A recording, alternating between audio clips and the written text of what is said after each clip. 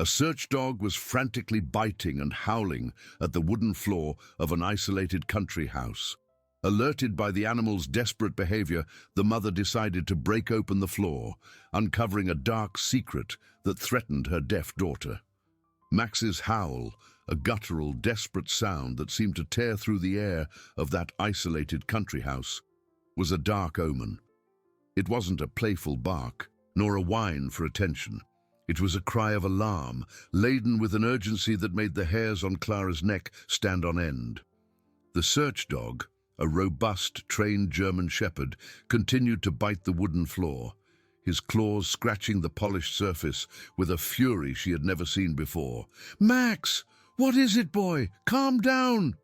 Clara tried to approach, but the animal was in a trance, his eyes fixed on a specific spot on the floor near the living room wall. He didn't seem to hear her, or perhaps couldn't stop. His movements were frantic, a mix of digging and chewing, as if trying to devour the wood itself. A subtle, almost imperceptible scent began to seep into the air, something damp, earthy, and with a metallic tang that Clara couldn't identify.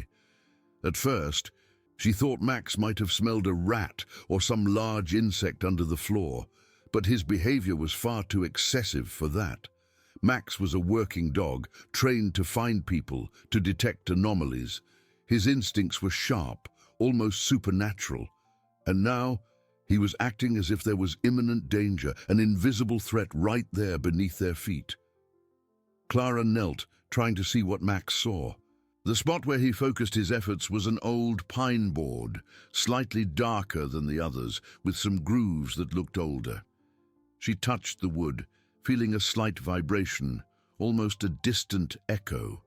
There was nothing visible, no hole, no obvious crack, but Max's persistence was undeniable. He stopped biting for an instant, looked at Clara with an intensity that made her hold her breath, and then resumed howling, a deep lament that seemed to come from the depths of his canine soul. "You're telling me something, aren't you, boy?"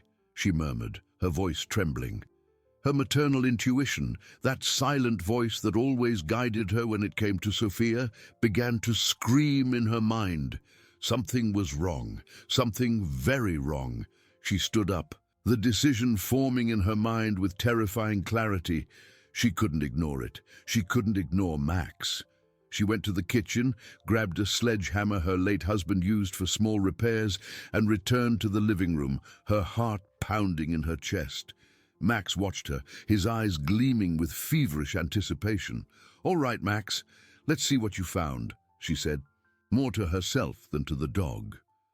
With a heavy sigh, Clara raised the sledgehammer. The first blow was hesitant, a test. The wood groaned, but didn't yield. Max let out an encouraging bark, almost a command. Clara took a deep breath, focusing all her strength and growing anxiety into the act. The second blow was stronger, precise, hitting the board at the exact spot Max had insisted on. A loud crack echoed through the room, and a deep fissure appeared in the wood. The smell intensified, now more pungent, with a hint of mold and something older, almost mineral. Clara felt a shiver down her spine. She continued, blow after blow, the wood splintering and shattering under the sledgehammer's force. The sound was brutal, a sacrilege against the house's quietude. Max, by her side, howled and scratched the floor, as if wanting to help with each blow, each splinter. Finally, with a sharp creak and a final snap, the board gave way. A dark, irregular hole opened in the floor. Clara recoiled, the sledgehammer falling from her hands. The smell was now overwhelming, a damp, earthy stench that seemed to come from a place forgotten by time. She knelt again, the faint light of the room barely penetrating the darkness below. It was a deep void, a gaping maw to the unknown. It wasn't a simple hole. It was an opening to something much larger, much more sinister. Her eyes adjusted to the gloom, and she could discern irregular contours of stone moss and a dampness that seemed eternal. A well, an ancient well hidden beneath the house. The air froze in her lungs. Clara's mind raced in a terrifying flash to Sophia, her daughter, who was playing peacefully in the next room, oblivious to the silent danger that had just been revealed. Sophia, who wouldn't hear a warning, who wouldn't notice the edge, who wouldn't feel the void beneath her feet. The dirty secret wasn't just an old well. It was a death trap, an abyss that threatened to swallow her daughter's life. Clara's heart tightened, a wave of icy terror coursing through every fiber of her being. The risk was imminent, palpable, and she knew she had just opened the door to a nightmare. Clara remained kneeling, paralyzed by the terror radiating from the hole in the floor. The smell, subtle before, was now an assault on her senses. Mold, damp earth, something metallic, and a rancidness that hinted at stagnation and oblivion. It was the odor of depth, of time standing still, of darkness. Her eyes, accustomed to the gloom, tried to pierce the abyss, but the room's light barely reached a few meters, revealing only damp, slippery walls covered in greenish, viscous moss. The well seemed bottomless, a void that promised to swallow anything that fell into its depths. Max, beside her, didn't stop. His howls had subsided to a low, continuous growl, a guttural sound of warning that seemed to vibrate in the very floor. He sniffed the edge of the hole, the hairs on his neck bristling, his eyes fixed on the darkness, as if he could see the danger Clara only sensed. "A well," she whispered, her voice hoarse, almost inaudible. The word hung in the air, laden with an ancestral gravity. Who had built it? Why was it there, hidden beneath the house? And more importantly, why had it never been permanently sealed? The house was old, inherited from her grandparents, and many stories had been lost to time. But a well like that, an open wound in the heart of the house, wasn't just a relic. It was a latent threat. The image of Sophia playing in the next room, oblivious to everything, invaded Clara's mind with the force of a punch to the stomach. Sophia, her 7-year-old girl, with her golden curls and her smile that lit up the world. Sophia, who lived in a universe of silence, where sounds didn't exist, where a cry of alarm would be just a vibration in the air, easily ignored. Clara's heart began to beat erratically, a drum of panic in her ears. She imagined the most terrible scenario: Sophia, curious, approaching the hole, perhaps trying to see what Max was sniffing so intently.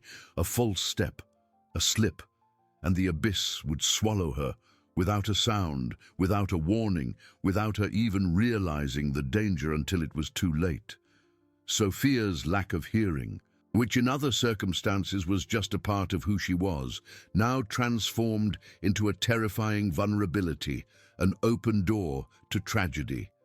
"No, no, no, no!"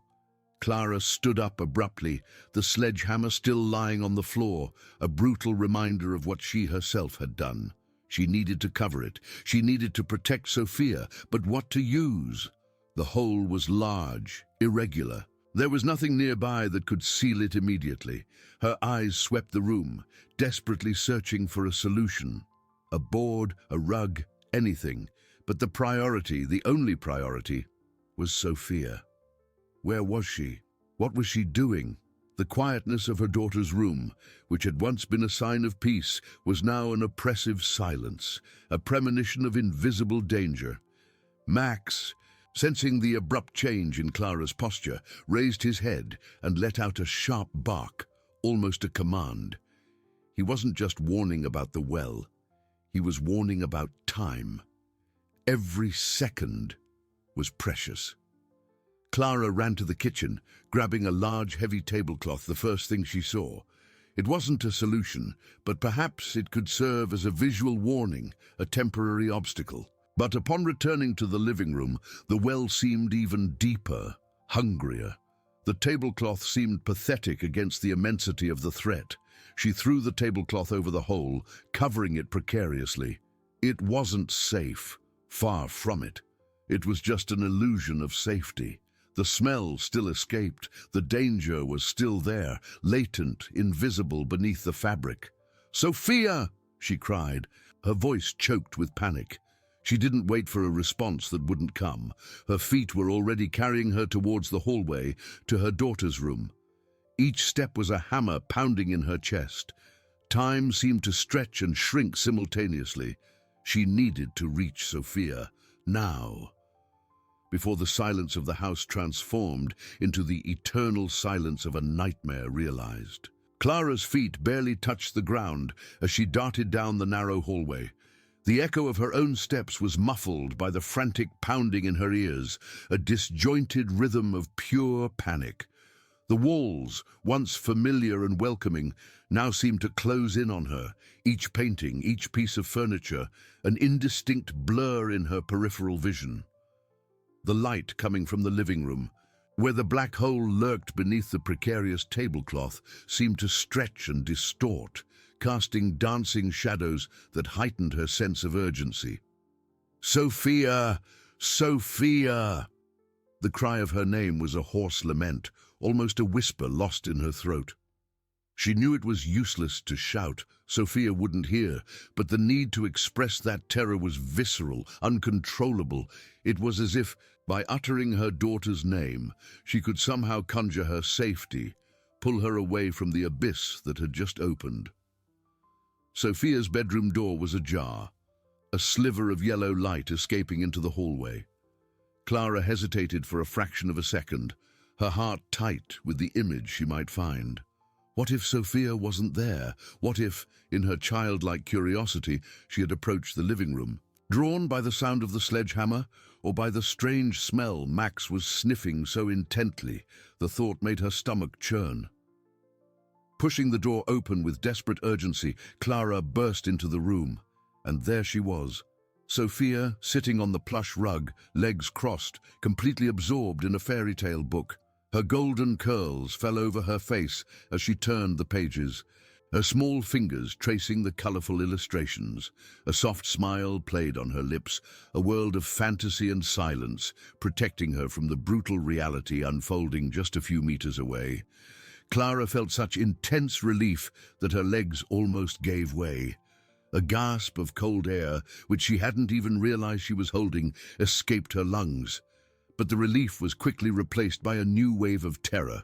Sophia was fine, yes, but she was so close, so vulnerable. Without a word, for what good would it do? Clara threw herself to the floor beside her daughter, her arms wrapping around her in a tight, almost painful embrace. Sophia, surprised, let out a small squeak of fright, the book falling from her hands. She raised her blue eyes, confused, to her mother, who was trembling uncontrollably. "Mommy?" Sophia asked, her voice a little slurred, as always, but full of an innocence that broke Clara's heart. She touched her mother's face, feeling the dampness of the tears already streaming down. Clara couldn't speak. Her throat was dry, tight. She just squeezed Sophia even tighter, kissing the top of her head, the scent of baby shampoo and innocence filling her senses. She needed to get her out of there, not just out of the room, but out of the house, away from the well. With an effort, Clara pulled back slightly, holding Sophia by the shoulders and looking her in the eyes. Her own eyes, red and swollen, tried to convey the urgency, the fear. She gestured frantically towards the door, then to the living room, making a falling motion with her hands and pointing to the floor. She tried to mimic a hole, a threat. Sophia watched, wide-eyed, trying to decipher her mother's silent message. She frowned, shook her head, indicating she didn't understand. The inability to communicate quickly and effectively at that critical moment was torture for Clara. "Danger, my love. Danger," Clara murmured, even knowing Sophia wouldn't hear her. She took her daughter's small hand and placed it over her own chest, so Sophia could feel the frantic pounding of her heart, the vibration of her fear. "We need to leave here, now." Sophia, feeling the intensity of her mother's touch and terrified expression, seemed to finally grasp the gravity of the situation, even without understanding the cause. She nodded, her eyes still apprehensive, but trusting her mother. Clara stood up, pulling Sophia with her. There was no time to grab anything, just leave. She held her daughter's hand with a protective, almost crushing grip and began to guide her out of the room. As she passed through the living room, Clara avoided looking at the shapeless mound of the tablecloth over the hole. Max was lying beside it, still alert, his eyes fixed on the tablecloth like a silent guardian. He raised his head as they passed, letting out a low growl, as if confirming the danger was still there. Clara quickened her pace, leading Sophia directly to the front door. The fresh afternoon air, which had once seemed so inviting, now carried the weight of an invisible threat. She needed a plan. She needed help. But for now, the only thing that mattered was Sophia's safety. The well, the dirty secret, would be left behind, waiting. An open wound in the heart of the house, but Sophia would be safe, at least for now. Clara pushed the front door open abruptly, almost tearing it from its hinges. The afternoon sun, which had once seemed an invitation to tranquility, now hit her like an unforgiving spotlight, exposing the rawness of her situation. She pulled Sophia outside, onto the well-kept lawn, and only then released the breath she seemed to have held since the sledgehammer hit the floor. The smell of pine and wet earth, so characteristic of the countryside, mingled in her mind with the damp rancidness emanating from the newly discovered hole.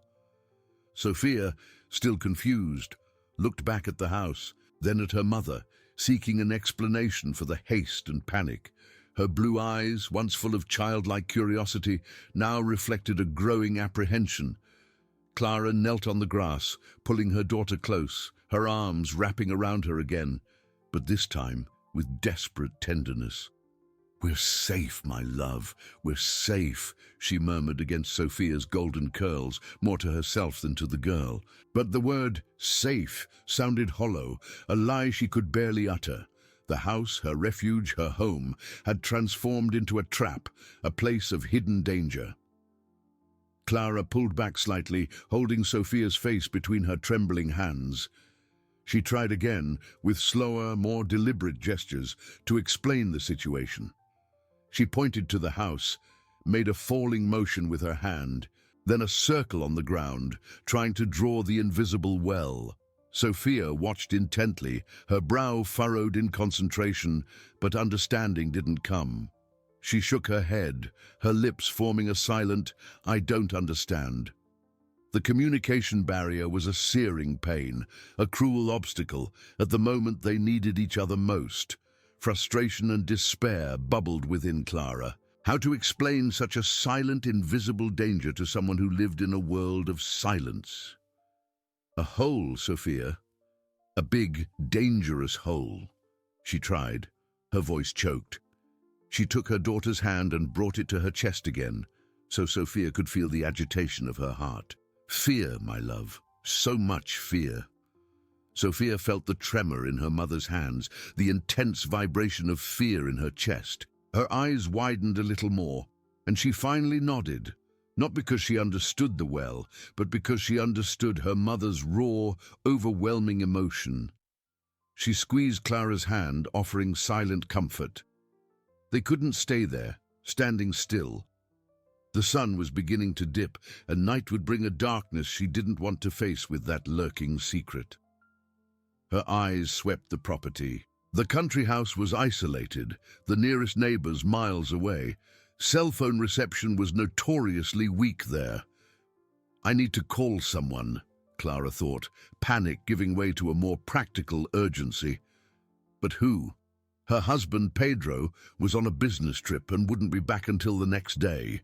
Her parents lived in another city.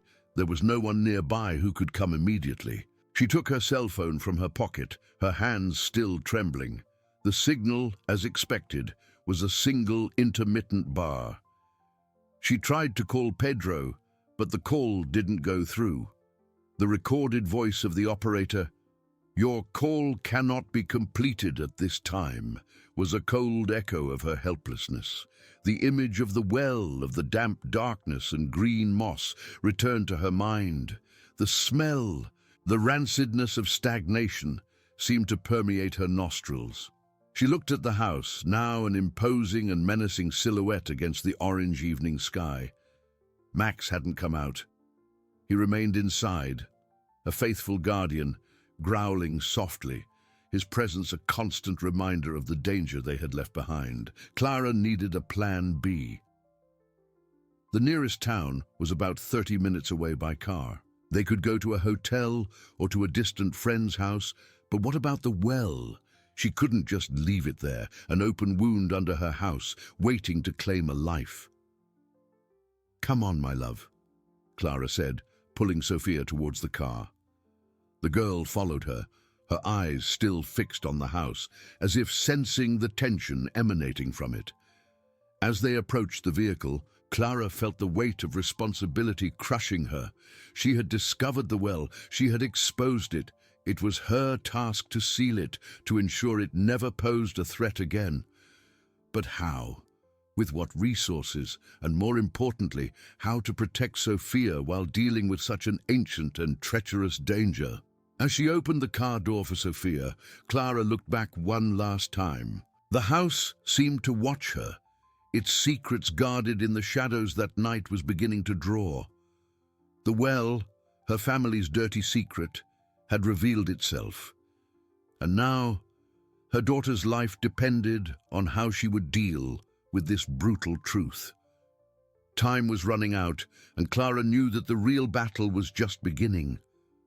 Clara pulled the car door shut with force, the sound of metal clanging echoing in the afternoon silence. Sophia, still with her eyes fixed on the house, hesitated for an instant before getting into the back seat. Clara helped her buckle up, her fingers still trembling, and then rushed to the driver's side, her heart pounding like a disjointed drum. The car engine rumbled on the first try, a familiar and comforting sound that, for a brief moment, broke the bubble of terror that enveloped her. Clara put it in gear and stepped on the accelerator, gravel crunching under the tires as the car pulled away from the house. She didn't look back. She couldn't. The image of the hole, of the damp darkness and green moss, was already etched in her mind, a vivid nightmare that was now real. Sophia sat silently in the back seat, her blue eyes reflecting the landscape, rushing past the window. She didn't cry, didn't ask questions. She just watched, perhaps sensing the urgency in the air, the tension in her mother's body. Clara cast a quick glance in the rearview mirror, her eyes meeting her daughter's. A knot tightened in her throat. How to explain the unexplainable? How to protect someone from a danger that couldn't be heard nor fully understood? "We're going to town, my love," Clara murmured, even knowing Sophia wouldn't hear her. "We'll be safe there, away from all of this." Her voice was choked, and she had to struggle to keep it steady. The dirt road gave way to asphalt, and the dense forest trees began to thin out, revealing open fields and, in the distance, the first lights of the small town. The sun was already low on the horizon, painting the sky with shades of orange and purple, but the beauty of the landscape couldn't calm the storm within Clara. Her cell phone, still in her hand, felt like a dead weight. She tried again to call Pedro, but the call failed. "Your call cannot be completed at this time." The robotic voice was a cruel reminder of her solitude and isolation. There was no one to call, no one to ask for immediate help. She was alone, with Sophia, and an ancient, dangerous well left behind. The image of Max lying beside the hole covered by the tablecloth came to her mind. The low growl, the fixed eyes. He was a guardian, a protector, and she had left him behind. A pang of guilt hit her, but was quickly superseded by the need to protect Sophia. Max was a trained dog. He knew how to take care of himself. Sophia didn't. "What do I do now?" Clara thought, the steering wheel firm in her hands. The town would offer temporary safety, a hotel perhaps. But the well, she couldn't just ignore it. She couldn't leave it open, a silent threat, waiting for the next victim. What if someone, out of curiosity, entered the house? What if Max, in his loyalty, ended up falling in? The thought of returning home, of facing the well, made her stomach churn, but the thought of not doing so was even worse. It was her responsibility. She had discovered the secret, and now she needed to seal it. But how? She didn't have the tools, nor the knowledge. It was an ancient well, perhaps even a mine shaft, with unstable walls and an unknown depth. Clara felt a wave of anger. Anger at the previous owners, anger at fate, anger at that dirty secret that had hidden beneath her house for so long. Why had no one mentioned it? Why wasn't it in the records? It was a trap, an open wound in the earth, and now it was under her roof. She stopped at the first traffic light in town, the streetlights beginning to flicker on. The movement, the sound of cars, people walking on the sidewalks. Everything seemed unreal, distant from the darkness and danger she had just left behind. Sophia, in the back seat, pointed to a toy store, a small smile appearing on her lips. For an instant, Clara saw her daughter's innocence, a world untouched by terror, and that sight strengthened her. "I won't let anything happen to you, my love," Clara promised, her voice now firmer, determined. She knew the night would be long and the challenges immense, but she was a mother, and she would do whatever it took to protect her daughter. She drove to the small-town hotel, parking the car. The first thing was to secure a safe place for Sophia. The second, and more difficult, would be to figure out how to deal with the well. She needed help. She needed answers. And above all, she needed a plan. The battle against her house's dirty secret was just beginning, and Clara knew she would need all her strength to win it. Clara drove to the small-town hotel, parking the car. She needed help. She needed answers. The neon sign of the Riverside Inn flickered intermittently, casting a faint, bluish light on the worn facade. Clara turned off the engine, the ensuing silence seeming even heavier than the car's noise.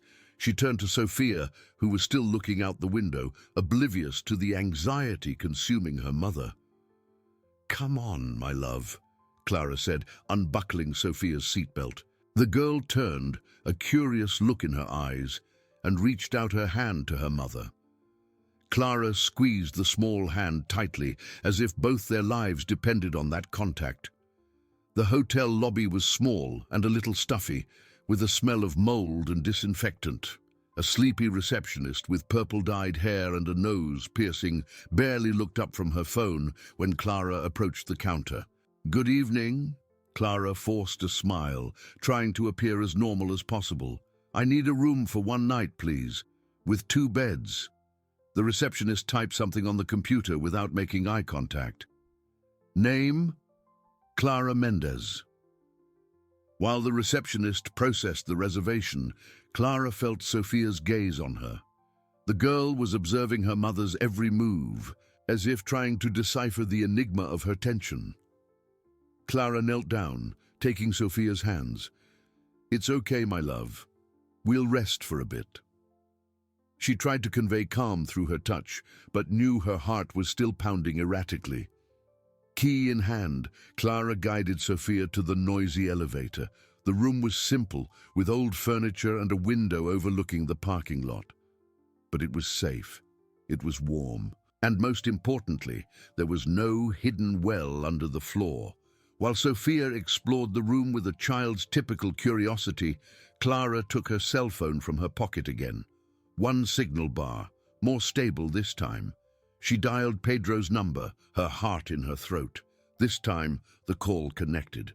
The sound of his voice, hoarse with sleep, was such a great relief that Clara felt her eyes well up.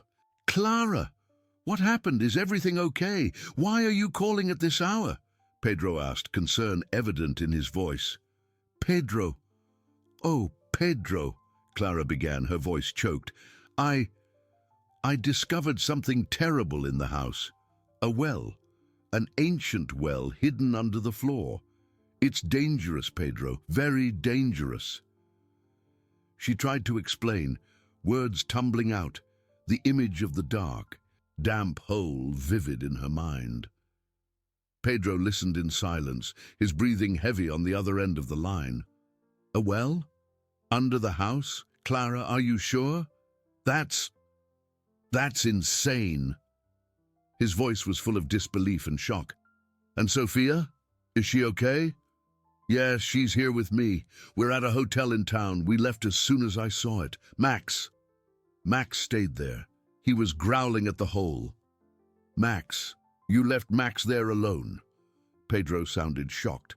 Clara, you need to go back and get the dog and the well. You can't just leave an open hole under the house. I know, Pedro, I know. But how? I don't have the tools. I have no idea how to deal with it. It's huge and it looks very old, and I couldn't stay there with Sophia. It was too dangerous. Tears finally began to stream down Clara's face. I'm so scared, Pedro. What if Sophia had fallen? What if... Calm down, Clara. Calm down. You did the right thing, getting Sophia out of there. I'm coming back. I'll catch the first flight tomorrow morning. I'll be there by lunchtime at the latest. Don't worry about the well for now. Stay at the hotel. Don't go back to the house. I'll handle it. Pedro's voice, though still shocked, had a tone of authority and protection that Clara desperately needed. But what about Max? She asked, guilt still gnawing at her. I'll take care of Max when I get there. Don't worry. Now, you and Sophia need to rest. Try to sleep. I'll call you as soon as I land. Clara hung up the phone, feeling momentary relief. But the worry still lingered. Pedro would come, yes, but the night would still be long, and the dirty secret would still be there, lurking in the darkness of the country house. She looked at Sophia, who was now sitting on the bed, flipping through an old magazine she found in the drawer. Her daughter's innocence was a constant reminder of what was at stake. Clara sat beside her, hugging her tightly. It's going to be okay, my love, she murmured once more, the promise echoing in the silence of the hotel room. But she knew the real battle was just beginning. Clara's hug was tight, almost desperate. Sophia, feeling her mother's intensity, returned the gesture, snuggling against her. Clara inhaled the sweet scent of her daughter's hair, an anchor amidst the storm of her thoughts. Pedro's voice had been a balm, a promise that she wasn't alone. But the image of Max, alone in the house, growling at the abyss, hammered at her mind. The guilt was a heavy burden, but the need to protect Sophia had been overwhelming. Max is strong, she tried to convince herself, stroking Sophia's hair. He'll be fine. But the doubt persisted. And the well? Pedro would come, but what could he do? He was an architect, not an expert in ancient wells or sealing dangerous holes under houses. The magnitude of the problem began to solidify in her mind. It wasn't just a hole. It was an open wound, a threat that had been hidden for decades, perhaps centuries. Night fell heavily over the small town. In the hotel room, streetlights filtered through the thin curtain, drawing ghostly patterns on the walls. Clara tried to distract Sophia, pointing to the pictures in the magazine, inventing little stories with the drawings. Sophia, in turn, seemed happy with her mother's attention, her eyes shining with childlike curiosity. For a brief moment, Clara managed to forget the terror, immersed in her daughter's silent, safe world. After a quick bath and an attempt at dinner with the snacks she had brought in the car, Clara put Sophia to bed. The girl fell asleep quickly, exhausted by the day's emotions, even if she didn't understand them. Clara stayed there, watching Sophia's chest rise and fall gently, the sound of her own breathing the only noise in the room. Sleep didn't come for Clara. Every shadow seemed to turn into a monster, every creak of the hotel into a warning. Her mind incessantly revisited the scene, the broken floor, the darkness of the well, Max's growl, the smell of damp earth. She got up and went to the window, watching the empty parking lot. The town, which had once seemed a refuge, now seemed merely a place of waiting. She picked up her cell phone again, but didn't call anyone.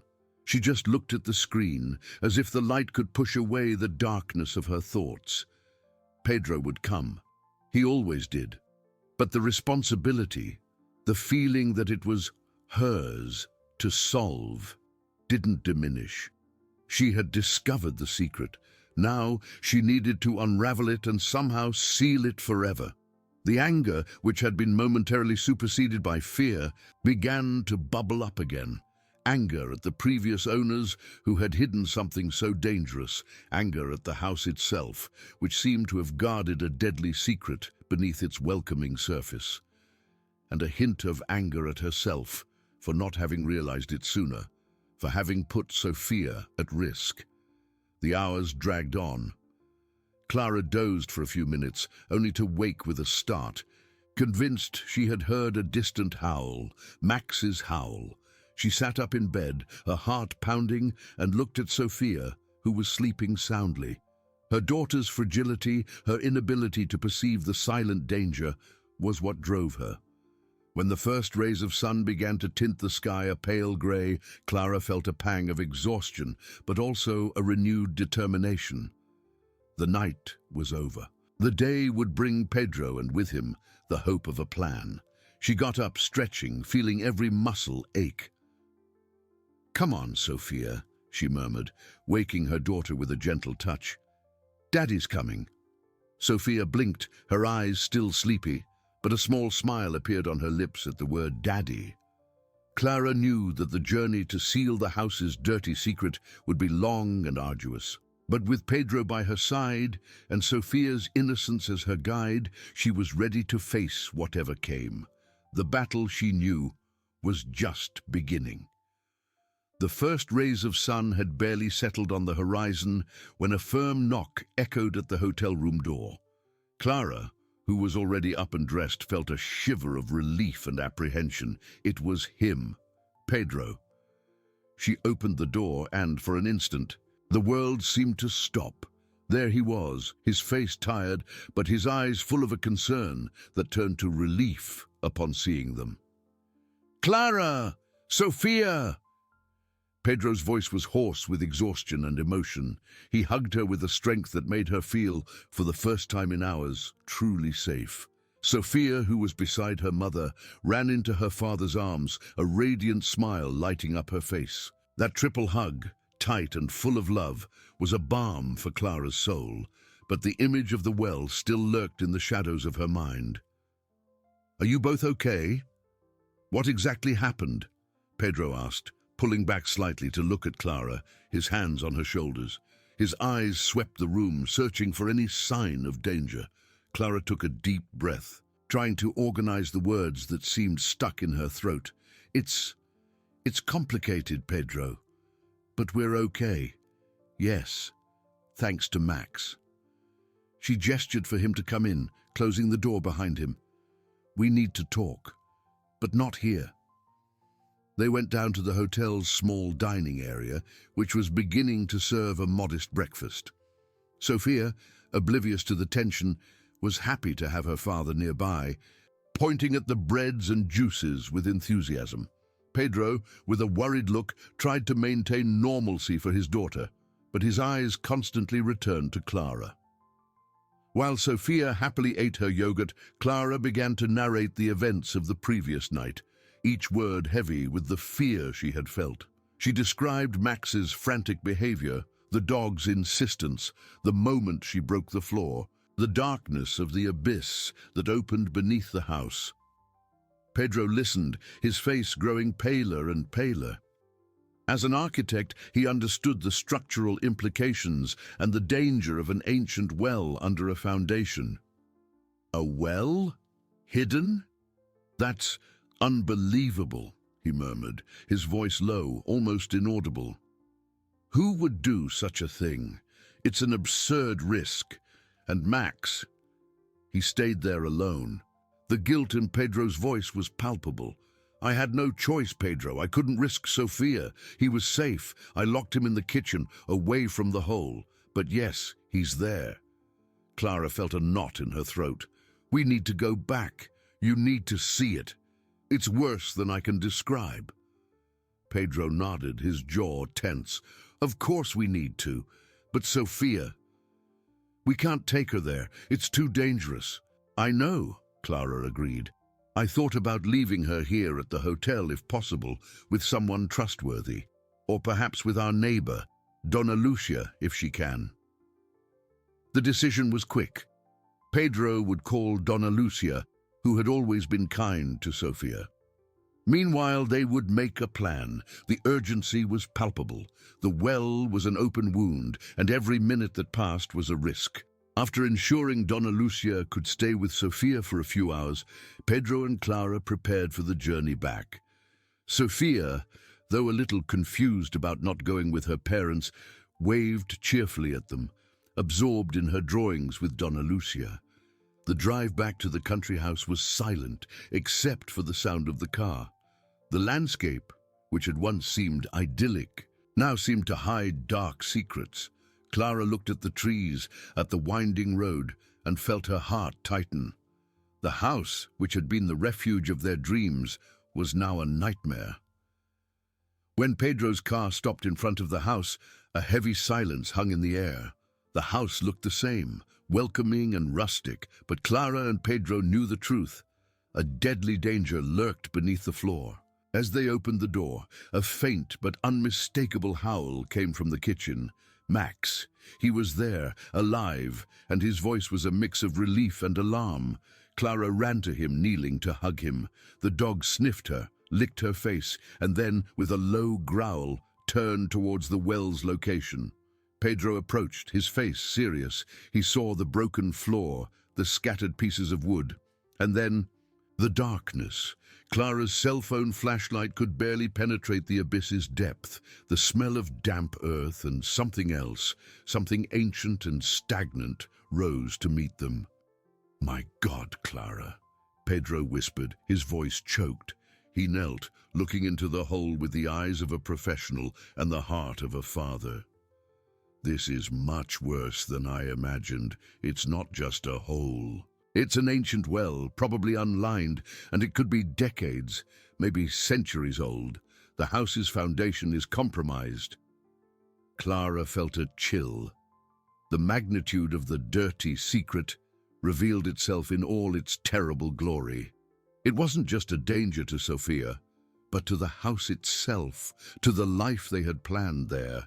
The battle, she knew, was just beginning, and now, with Pedro by her side, they would have to face not only fear, but the harsh reality of a problem that would require more than just courage to solve. It would require a plan, resources, and above all, the determination to seal that abyss forever. Pedro stood up, his expression grave. "We can't leave this open for another second, Clara. It's a trap. We need to cover it immediately with something heavy and secure." He looked around the room, his eyes searching for solutions. Max, as if understanding the urgency, sat at a safe distance from the hole, his eyes fixed on the darkness, a low growl vibrating in his throat. "There's a wooden board in the garage, one of those we use for the garden," Clara suggested, her voice still a little shaky. "It's heavy, I think it'll hold." Pedro nodded, already heading for the door. "I'll get it, you! Stay away from the hole, don't go near it." As Pedro walked away, Clara felt the weight of that moment. The house, once a sanctuary, now seemed to breathe an air of menace. She looked at the hole, at the darkness that seemed to suck in the light, and a terrible image formed in her mind. Sofia, playing, tripping, falling. A shiver ran down her spine. Her gratitude for Max was immense, but the guilt for having delayed action, for not having realized it sooner, was a heavy burden. Pedro returned in a few minutes, carrying a sturdy board, somewhat dirty with earth. Carefully, he positioned it over the hole, making sure it completely covered the opening.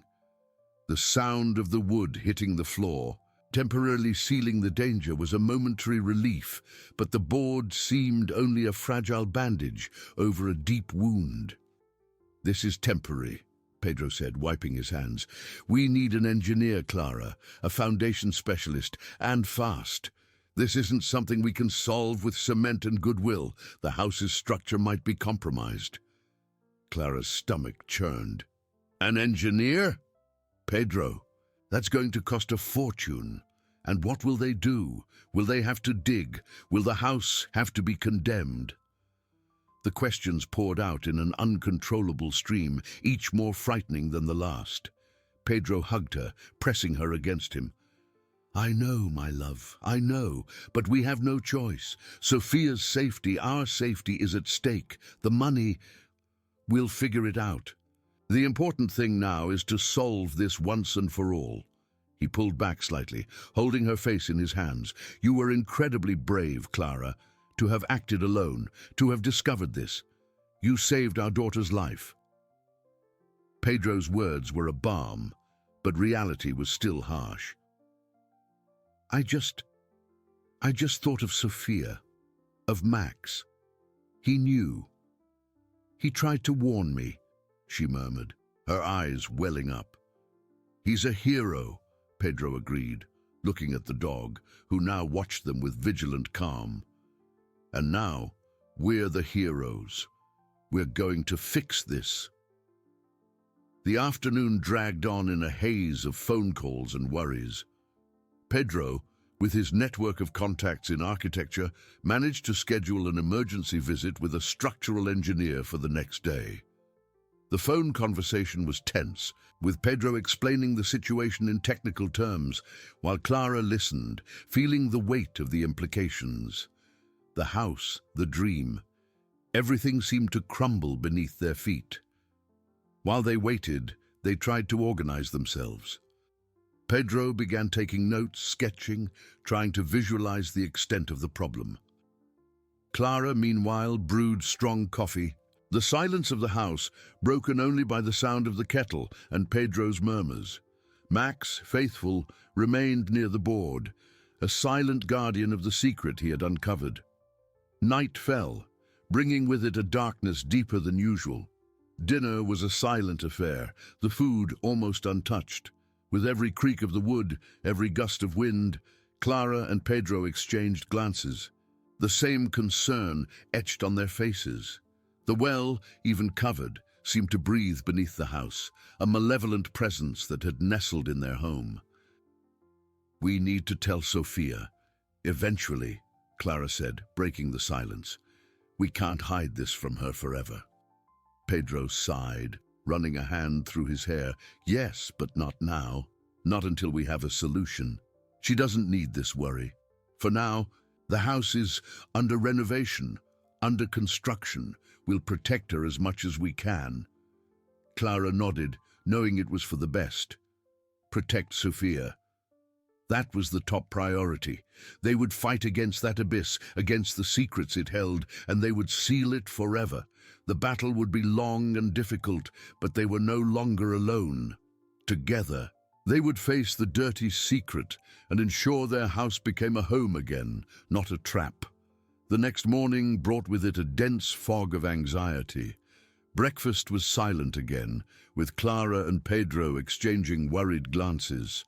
Max, like a loyal sentinel, remained lying near the board covering the well, his eyes vigilant, as if he knew the danger still lurked.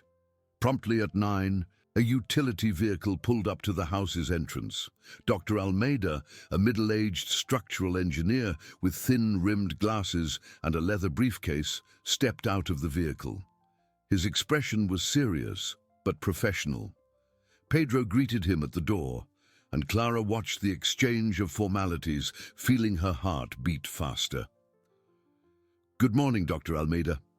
Thank you for coming so quickly, Pedro said, his voice tense. It's my job, Mr. Mendez. From what you described over the phone, the situation is delicate, the engineer replied, his eyes scanning the house's facade before entering. Inside, Dr. Almeida wasted no time. With a powerful flashlight and a laser meter, he approached the board. Max let out a low growl when the engineer knelt, but Clara calmed him with a touch. He's protective, she explained, especially with the hole. The engineer nodded, understanding. I see. A good dog. He removed the board with Pedro's help, revealing the abyssal darkness once more. Dr. Almeida's powerful flashlight pierced the void, revealing walls of damp, irregular earth, without any stone or brick lining. The smell of mold and wet earth intensified. "My God," Dr. Almeida murmured, leaning in to observe. He used the laser meter to estimate the depth and width. "This is a very old well, no doubt. By its appearance, I'd say it's over 100 years old, maybe even more, and it's directly under the house's foundation." Pedro, with his architectural experience, asked technical questions, pointing to the cracks in the floor and the nearby wall. "Are the foundations compromised, Dr. Almeida? Is there a risk of collapse?"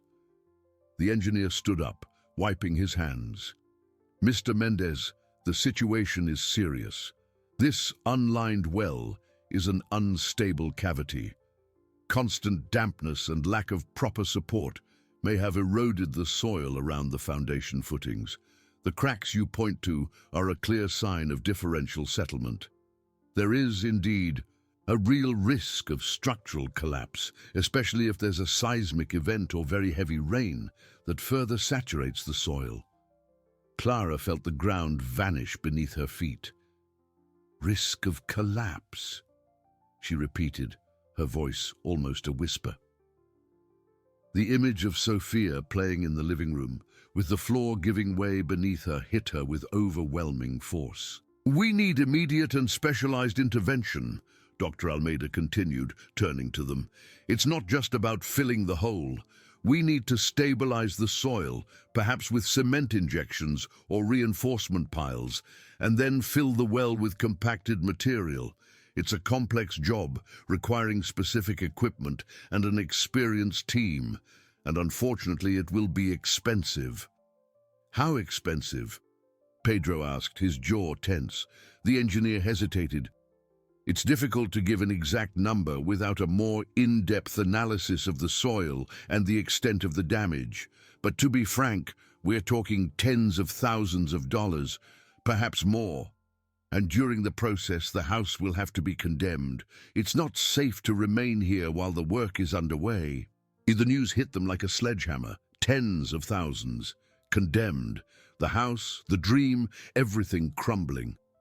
Clara felt tears well up in her eyes, but held them back. Pedro squeezed her hand, offering silent support. "So, we'll have to leave?" Clara asked, her voice choked. "At least temporarily, yes, Mrs. Mendez," Dr. Almeida confirmed with a look of regret. "It's for your safety, especially with a small child." Max, as if sensing Clara's sadness and despair, approached and rested his head on her leg, a silent comfort amidst the chaos. Pedro took a deep breath, trying to maintain composure.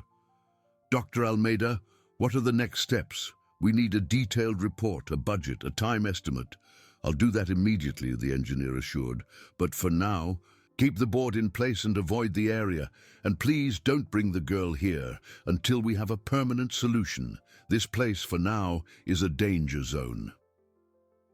After Dr. Almeida left, leaving them with a heavy silence and the board covering the abyss, Clara collapsed into Pedro's arms. The tears she had held back now flowed freely. "Our home, Pedro, our dream, it's all ruined." Pedro hugged her tightly, kissing the top of her head.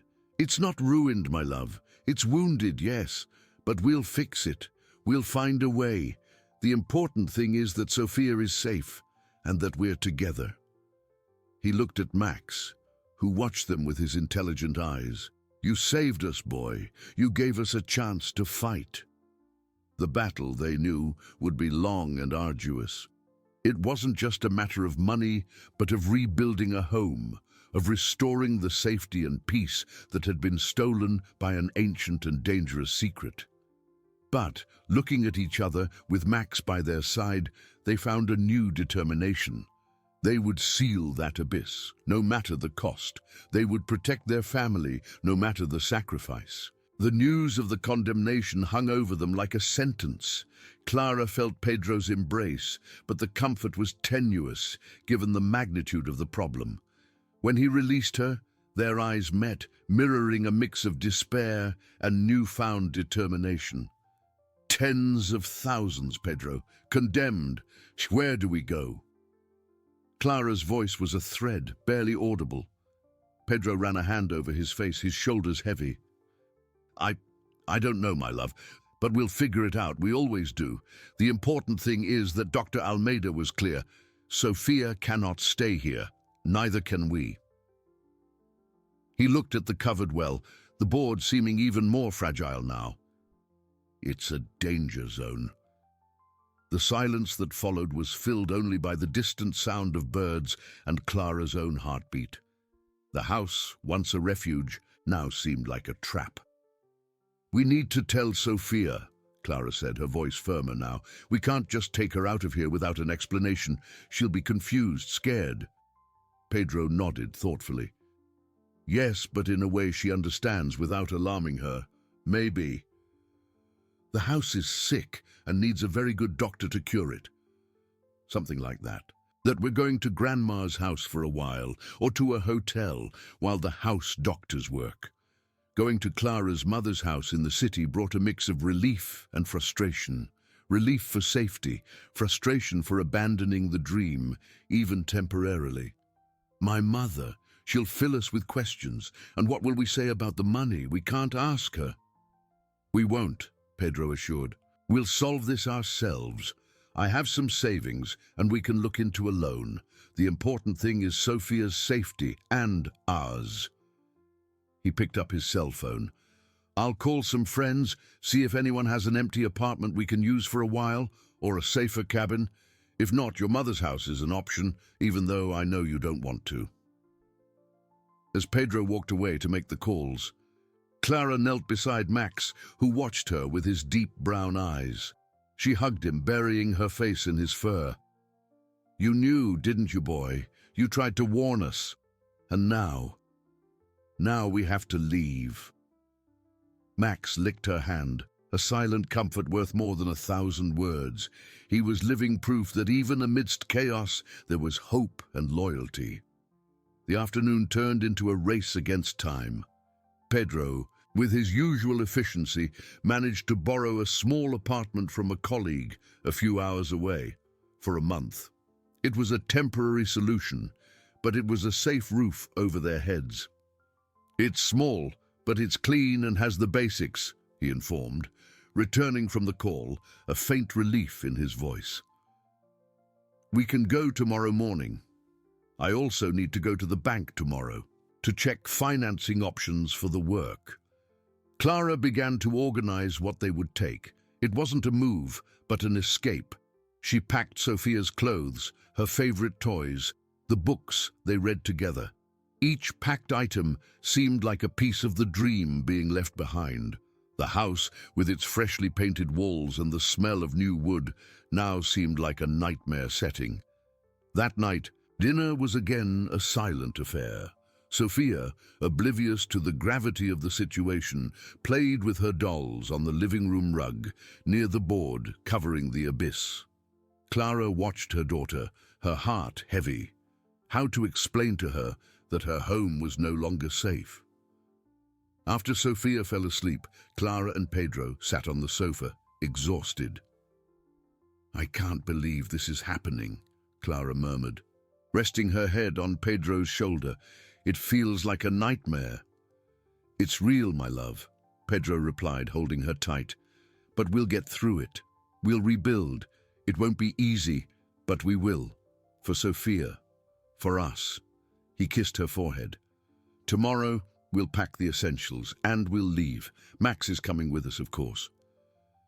Clara nodded, feeling a pang of sadness at the thought of leaving the house empty, at the mercy of the doctors who would come. But the image of Sofia, safe and smiling, was the driving force. The next morning, the sun rose, but brought no warmth. The fog of anxiety still lingered. They woke early, with a plan. Pedro would take Sofia to her grandmother's house in the city, while Clara finished organizing the essentials for their temporary stay. Max would go with Pedro and Sofia, so the girl wouldn't feel the change as much. Come on, champ, Pedro said to Sofia, who was confused by the commotion. We're going to visit Grandma and Grandpa for a few days. The house needs a big fix, like a boo-boo that the doctor will cure. He signaled to Clara, who approached and hugged her daughter tightly. Sophia, sensing the seriousness on her parents' faces, but without understanding the depth, simply nodded, clutching her favorite doll. Max, with his collar and leash, seemed to understand it was time to leave. He looked at Clara, then at the covered well, as if performing one last inspection. Clara watched Pedro and Sophia get into the car, with Max in the back seat. The car drove away, leaving her alone in the house that now seemed strange, empty, and dangerous. She felt a knot in her throat. The house of her dreams, now a burden, but the fight wasn't over.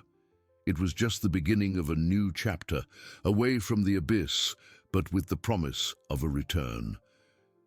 She took a deep breath, wiped her tears, and began to pack the rest, with the determination that one day they would return to a safe home, sealed from all secrets. The silence that fell over the house after Pedro, Sophia, and Max left was deafening. Clara felt the weight of each of their absences, especially Max's joyful bark or Sophia's laughter. The house, once full of life and promises, now seemed like a mausoleum, an echo of a dream interrupted. She walked through the living room, her steps echoing on the wooden floor. Her gaze fell on the board covering the well, a constant reminder of the hidden danger. It was no longer just a hole. It was an open wound in the heart of her home, a silent threat that had almost cost her daughter's life. Clara went to Sophia's room. The walls still smelled of fresh paint. The star stickers on the ceiling seemed to shine less now. She folded the last of the small clothes, each piece a touch of tenderness and pain. She picked up the teddy bear Sophia had forgotten, pressing it against her chest. The tears, which she thought she had exhausted, welled up again, hot and bitter. It wasn't just the house being left behind, but a part of the innocence and security they had built there. In the kitchen, she put away the few utensils they would take, the smell of breakfast still lingering in the air. Each drawer she closed, each empty cupboard, seemed to seal a chapter. She leaned against the counter, closing her eyes.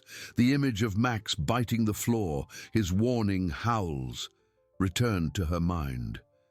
He had been the guardian, the prophet of a calamity no one else saw, and now he was far away, protecting Sophia elsewhere. With the last suitcase closed, Clara made a final round through the house.